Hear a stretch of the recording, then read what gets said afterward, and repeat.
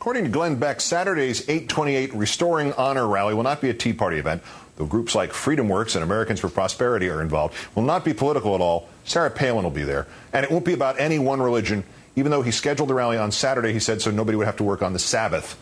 In our number one story today, Beck announced a late add to Saturday's program, another special guest speaker whose words he plans to personally channel. The beckoning is coming. Even his fellow ultra-conservatives are getting a little hinky when it comes to Beck's Saturday spectacle.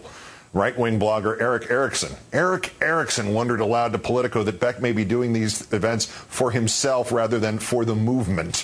Fox News is still attempting to appear to keep its distance from the Beck rally. Executive Bill Shine telling Politico, quote, there is no organized promotion plan for the rally on Fox News, and the network has nothing to do with it. Unless you count Beck pumping 828 during Billow's program and on Fox and Friends, where they gladly pointed people to Beck's website. And, of course, there's Beck's own Fox News show. Media Matters pointed out Beck promoted his rally 38 separate times on his Fox broadcast.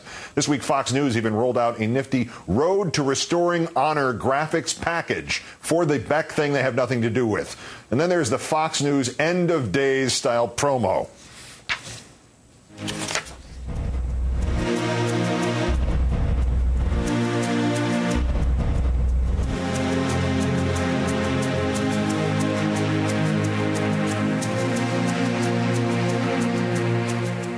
That's right. On Saturday, Abe is coming to life, and he's going to kick Glenn's ass. Luckily for Fox, Beck does most of his damage on radio. Here he is this morning on the separate preparation of his speech and the being he expects to help him deliver it. Bullet points of a speech, and you want to talk about trust in the Lord. I know that people are going to hammer me because they're going to say, well, that's no Martin Luther King speech. Of course it's not Martin Luther King. But instead of going for a speechwriter or anything else or trying to write something very eloquent, I am only writing a few bullet points. And I am doing that so I don't get in the way of the Spirit in case he wants to talk. And I would just ask that you would pray for me. You want to talk about a risk. If you would just pray that I would be able to hear, because sometimes he's screaming at me and I still can't hear it. He being minority Fox owner Prince Al-Walid. Then there's this from last week about my mother who's deceased. I thought about doing a little, kind of a cool little program where we would ask a listener a day to watch the program. So we knew somebody was watching for Keith. And it would double his ratings. Well, if not triple. Well, he doesn't watch it. Who else? No, his mom. His mom watches? Mrs. Oh, I didn't know that. Mrs. Olbermann. Boy, she is. Mm-hmm. She's a saint. She is a saint. Even if he didn't know my mother passed away last year, what happened to that thing he said about leave the families out of it? Fraud. Faz Shakir is the editor-in-chief of thinkprogress.org. Welcome back to the program, sir. Thanks for having me, Keith. All right. He thinks someone, and we assume, he said the Spirit, we're assuming it's the Almighty, is screaming at him. Is he okay?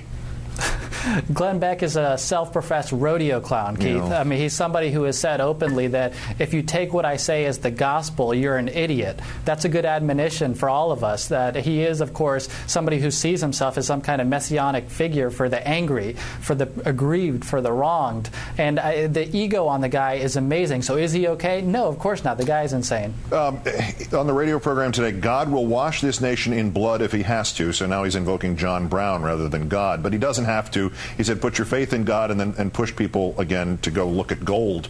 Is it messianic stuff, or is this just sort of a super cynical, advanced, standard in for the money televangelism? Do we have an idea, or could it be both at the same time?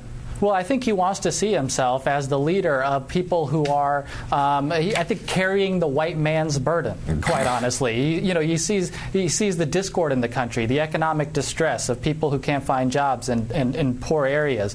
He preys on them. He feeds them misinformation. He's a man, a preacher of ignorance, and he uses the social discords in our society, the Ground Zero Mosque, the immigration debate, and he uses them to divide us and tear us apart. Those are his base, and those are the people he wants to preach to. Well, let me assure you, guys like Glenn Beck are the white man's burden. I can tell you that without question. But we got Freedom Works, the Dick Armey. Oh, no, we didn't plan anything other than several years' worth of planning. Tea Party Patriots, Americans for Prosperity, the Koch brothers group, Sarah Palin, all involved in one way or the other. And this is, who believes that it's not political?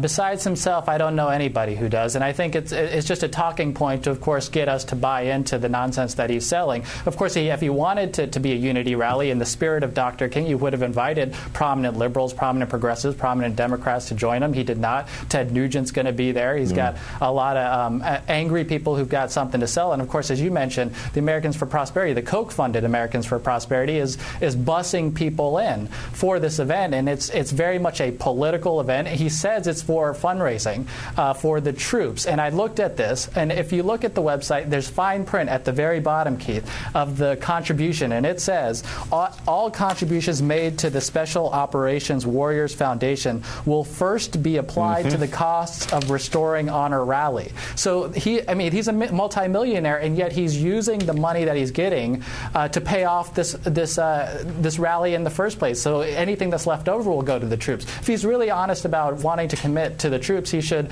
pay out of his pocket for this rally, I think. By the way, my understanding was Ted Nugent canceled. He had a conflict. Last question. Are we best served here with greeting this with sarcasm and analysis, or by ignoring it?